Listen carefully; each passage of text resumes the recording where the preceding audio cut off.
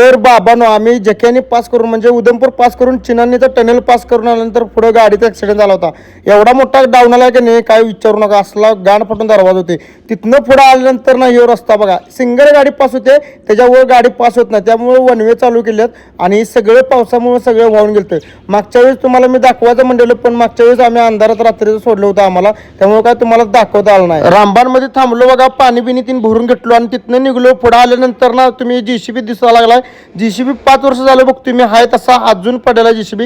या जीसीबीला वालीच कोण नाही. हे जर का आमचं गाव राहिलं असतं तर त्या जीसीबीचं एक एक पार्ट काढून कावा ना कावा भंगारला घालून टाकला असता. आम्ही कळू पण दिलं नसतं कोणाला. रात्रीत आम्ही जीसीबीचा एक ना एक पार्ट विकला असता.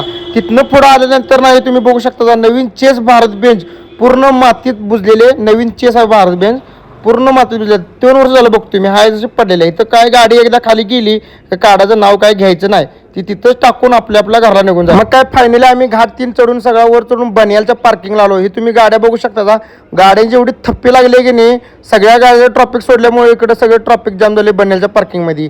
मग काय तिथनं आलो बघा, लेट थंडी वाजली म्हणून जरा आमलेट पाव आणलो बघा मस्तपैकी.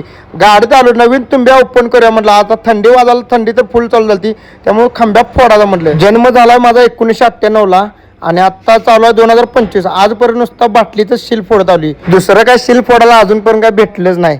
काय करणार, नशीब गांडू तो काय करणार पांडू, असं आमची कथा झाली आहे.